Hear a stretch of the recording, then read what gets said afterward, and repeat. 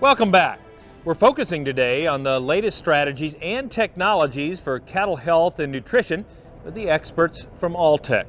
So we've talked a lot so far today about setting that cow up on a nutritional plane and providing that calf with what he needs to boost both his immunity and growth. Let's talk about the third leg of the stool at the feedlot level or feed yard level.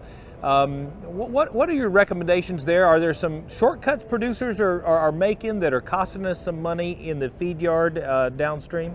I think one of the opportunities that I see for my producers is to spend a little more on a receiving mineral up front. We have a mixed bag of mineral status in the calves that we feed in our yards, and so having that highest quality mineral package in those first 45 days where we're bringing those calves in up on feed certainly helps us address any deficient situations we may have in individuals, but it also helps those calves respond better to my vaccine, deal with stress, do all those things. And so I think that as an opportunity to pay off later in the feeding period is that starter mineral package. Yeah, I think, remembering that those calves when they hit the feed yard are sometimes having a limited amount of intake, and getting everything you can in every bite is important. And so making sure that mineral program is absolutely top notch, and then everything else along with that ration is A-OK is an important thing to start them off right and avoid digestive issues and all the other health issues those calves are going to face when they arrive at the yard.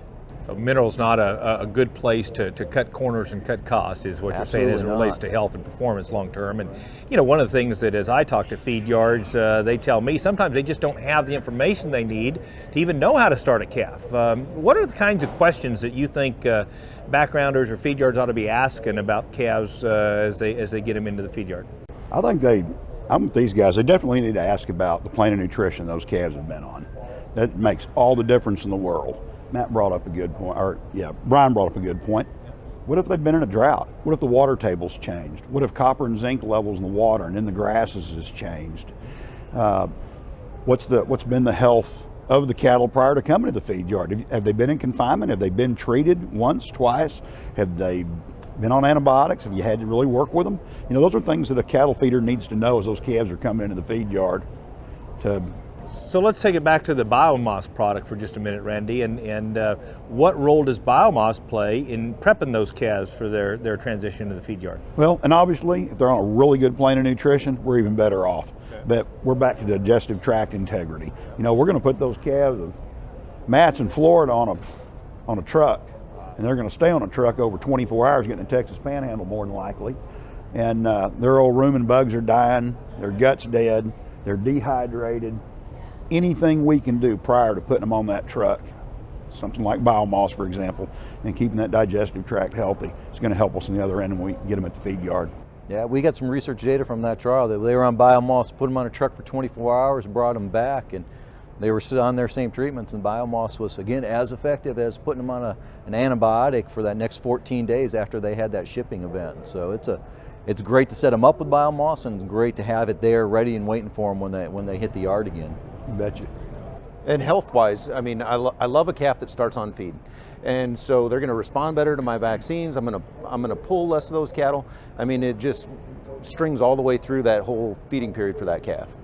Well, and as I think about it, when you tie together things like the VFD, the increasing cattle supply, the fact that feeders going to be able to be a little pickier about the kind of cattle they purchase, that really it's going to behoove all of us to make certain that we have the best, most healthy calves that are going to go on and perform for the next segment of the cycle. And so I guess I'd ask the final question, and maybe start with you, Dr. Ursulum, of what recommendations, in summary, do you have for folks to improve both the performance and the profitability of their operations?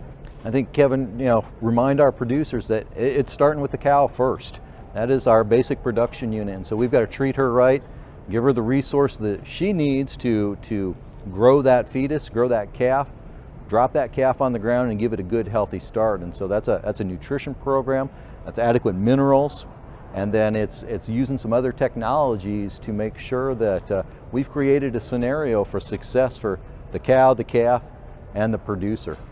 That's outstanding. What would you add, Dr. Dorsey? I'd add communication through all segments of our industry. I think is certainly important, whether you're a feeder buying calves or you're mama cow herd selling to a feedlot, asking those questions. Hey, how'd my calves do for you last year? Hey, how was calving season this year before we go buy those calves? So communication and surrounding yourself with experts. Grab a veterinarian, grab a nutritionist, and ask those questions and say, hey, what can I be doing to improve my profitability? Because each situation is going to be a little different, and where you are regionally in the country is going to change what's important to you. But seeking out those experts and finding ways to communicate through all segments of the industry is important. Putting together a top-notch team. And Absolutely. What would you add, Randy?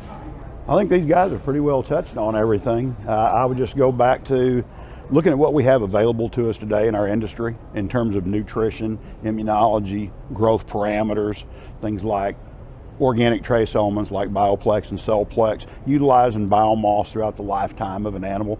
And we're not killing these steers at 1250 anymore. That's right. We're Taking them big 1,400, 1,500 pound guarantee you. end weights, aren't we? And So, putting more stress on those Putting cattle more stress on them, as you bet we you. move forward. Well, it's certainly a holistic system that we need to think about, and it is a combination of genetics, nutrition, and vaccines, and having the tools in the Management toolbox. being where it should be. Absolutely.